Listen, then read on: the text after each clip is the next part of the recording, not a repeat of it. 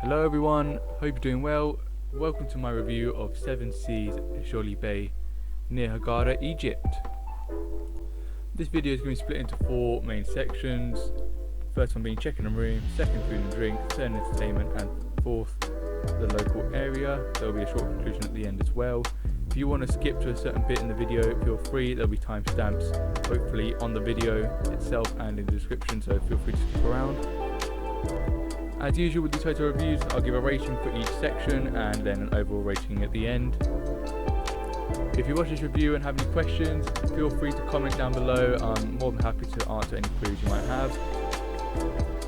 And if you like the video, give it a thumbs up. Helps me to improve and let me know what's gone well. So without further ado, let's go on to part 1, check-in and room.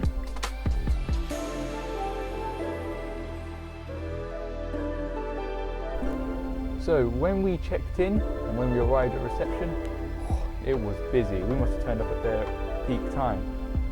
So it was extremely packed in the reception. People, loads of people trying to jump in and check in. So to you, it might seem like complete chaos behind the check-in desk. The guys there were continuously running around, pretty much drenched in sweat, just for doing paperwork after paperwork. But actually, they seem to have a whole system going on. They know what they're doing, and they're doing bit by bit by bit. They'll stick the passports on the photocopier and do something else in the meantime. They know how to get through things. However, their little system gets ruined when people try to jump the queue and push in, because obviously, as they try to filter people through their little process, people jump in midway through it, kind of disrupts the whole system. So yeah, credit where credit's due. Those guys behind the check-in desk and those guys behind reception are phenomenal at what they do. Yeah, they're really solid staff. Here's where there was a slight letdown. We got our first room and it did feel slightly disappointing. I do have a whole room tour available in a previous video, so do check it out. I'll show you bits here, obviously, as we're going through. The room was slightly disappointing. There were lots and lots of mosquitoes flying about. It's almost like you just couldn't get rid of them. It was insane. Lots of mosquitoes, so when you're feeling sleepy, you got lots of bites. The room itself felt a little bit tired, and when you went outside onto the balcony, there was a slight gutter smell, which wasn't brilliant. We just had a red-eye flight, so we were too tired to get a room change at that time, but we did end up getting a room change. The second room was a couple of floors up and was definitely located in a much nicer area. The original room was sort of tucked into the middle of nowhere. So yeah, the other room was a lot nicer. It was slightly smaller, I believe, but was definitely nicer. It felt more modern, and there were a lot less mosquitoes, which is definitely a plus. So overall, I'm going to give the check-in and room a 6.5 out of 10. Check-in's absolutely fine, it's not their problem. It's not the hotel's fault at all. Instead, it's more to do with the guests and customers trying to actually check in, and they sort of ruin it for other people. The room, on the other hand, is a slightly different story. The first room definitely felt a lot more tired and could do with a bit of renovation. Maybe that whole section there that was sort of just tucked away to the side could do with a little bit of an update. But otherwise, the second room was a lot nicer, and I was happy to stay there.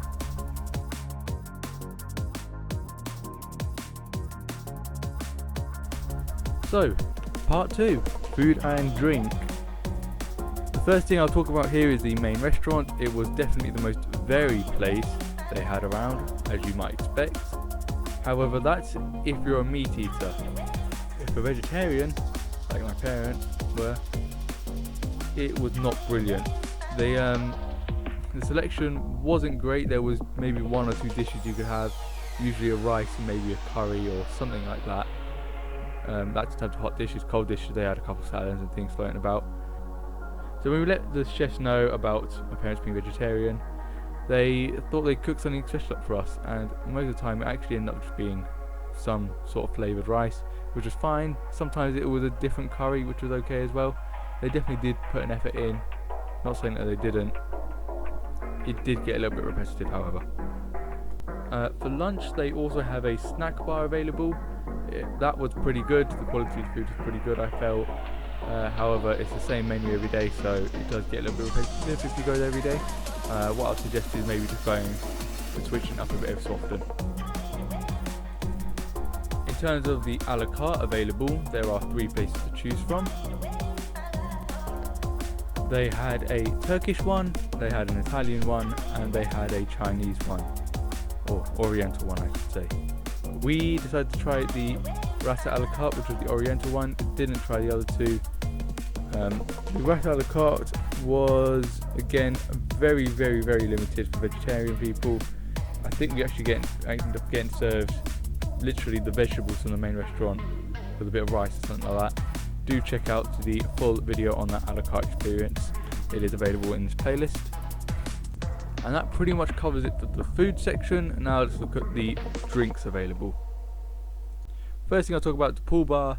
It is a swim up bar, and the staff there are extremely hard working. They not only provide to people in the pool, they also will actually do runs out of the bar and run over to the beach and provide drinks over there as well.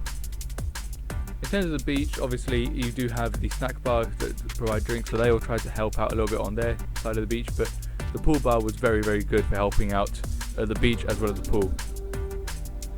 The pool bar is usually very overwhelmed as well, especially just after lunchtime. It gets very busy there, everyone's trying to order drinks, so credit to all of the bar staff that work at the pool bar. I know they rotate so everyone gets a chance to do it. It is a very manic job, so well done to you guys for keeping up so well. There is also an adult only pool bar for the adult only pool obviously, but there is very quiet. That bar also provides water for people using the gym. Lobby bar was solid as well. Got a little bit it was a little bit quiet for most of the time, but it actually got quite lively in the evenings when the entertainment was on. They also provided to the reception area because there was seating in there as well.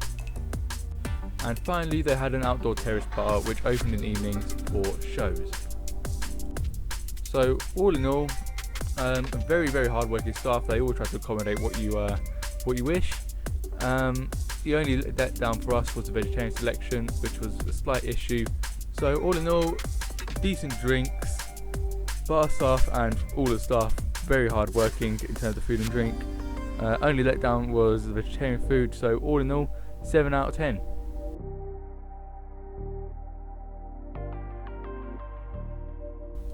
We've made it to part 3, the entertainment section. So, in terms of entertainment, there's lots of singing and dancing. I do mean that literally. They love their singing and they love their dancing. It does get a tiny bit repetitive because it is usually the same songs, but you kind of learn the dance by the time you're cutting towards the end of the holiday, so if you want you can dance along. Don't worry though, it's not the same songs all over again. They do mix it up with late night beach parties, late night pool parties. They have a phone party as well. And in terms of entertainment, they've got a whole schedule up, so I'll show you that now. They do mix it up with stuff in the day, water polo, aqua gym, the sort of stuff you might expect. Next thing I'll talk about is the game bar. The game bar was a little room tucked off into the side of the hotel, which was pretty tired and pretty dated for most of the holiday. They had a couple of billiards tables, some hockey, table hockey things, which weren't plugged in and didn't work anyway. They had table tennis, paddles and stuff flying about, and a couple of TVs. It was very dated. Do check out the whole video if you haven't seen it already. But on the last day, they decided to renovate it. They got new pool cues which were pretty destroyed beforehand, and yeah, they gave it a whole new look, which was quite nice. So now let's talk about the water facilities. Obviously, they got a main pool, multi-depth, quite shallow towards the front. I think it got to about 1.6 meters around the back. I could just about stand up in that. The main highlight of the main pool is the swim up bar that they have. This was something we hadn't experienced before while going on all-inclusive holidays. It was definitely a new experience, being able to just swim up, grab your drink. And in theory, it's a very nice idea. I think it's a great idea to have people just have to relax in the pool and enjoy their drinks. However, it doesn't quite work in practice. And that's because people would drink their drinks, leave a little bit in there, and when there was a gust of wind, it would blow and whatever was left in their cup would end up in the pool, which isn't great. And also the cup was floating about in the pool. Wasn't brilliant in that sense. So what they probably should have is some sort of channel between the counter that they can put the drink on and the person and their stool. So if it does spill, it will go into this channel and be disposed of through some other piping rather than going into the pool water. Next thing I'll talk about is the adult pool, the adult only pool, which was not adults only. There were definitely people under 18 in there. Not that it mattered though, it was still quiet and it was still fine to use. Like I said before, it was right next to the gym. The gym itself, I've got a whole video on it in the playlist, so do check it out. It was pretty good, had all the right equipment, no complaints, used it quite often while I was there, and it did the job. The slides I have there were okay, they did give you a little bit of thrill. The lifeguards there do try to regulate, but people don't listen to them, which is really annoying because it leads to collisions. I've got a little slide video in the playlist once again, do check it out, you will soon get hit in the back. The sea there is quite nice, but was mostly shallow until you got past the pier, which we didn't want to try, and there were flags and things to warn you not to go that far. But after the pier it does drop off quite quickly in terms of depth. In terms of what you can see underwater, however, whoa, it's an insane little thing you have here. You've got so much biodiversity in the water there. Loads of different fish. It was a great experience going snorkeling there. Got a snorkeling video up already, do check it out if you want to see what's around. But yeah, had a blast looking at the fish there. Mentioned the pier, they do have one which is used for boats to dock up for excursions. You can go for walks along it during the daytime, not during evenings unfortunately, but it's still made for a nice walk. Mentioned excursions, the excursion team are always around, especially after 4 PM. I did do a couple of excursions, so if you want to see what they look like, do check out the playlist. And yeah, in terms of entertainment, pretty solid. I would ask that they change up their playlist a little bit in terms of their songs, but other than that, it was very good. So 8 out of 10 in total.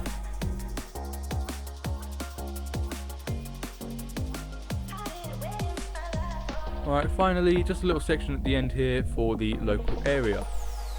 So just outside the hotel there is a strip of shops that you can go walking down along. It's very nice in the evening, wouldn't recommend doing it during the day, it's a bit too hot. In the evening it's quite nice and cool. Do be careful for hawkers however. About a 15-minute drive away you do have Safaga. I would recommend if you want to go there, use InDrive to book your taxi. If you want more information, do check out the Safaga video.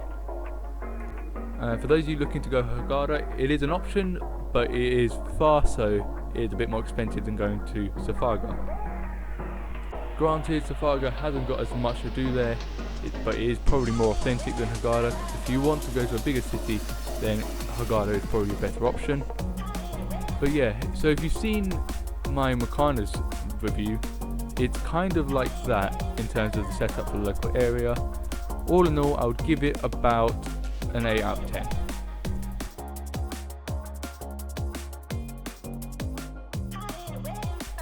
So, we've made it to the end of the review. Welcome to the conclusion. Overall, I'm going to give the hotel, drumroll please, a 7.5 out of 10. All in all, it's a very good hotel. While some aspects could use a little bit of updating, they have a hard-working team that are always trying to make your holiday better. It was very nice to meet all of you guys. Wish you guys all of the best. Thank you for an amazing holiday. And thank you guys for watching. I will see you in the next series. Bye bye.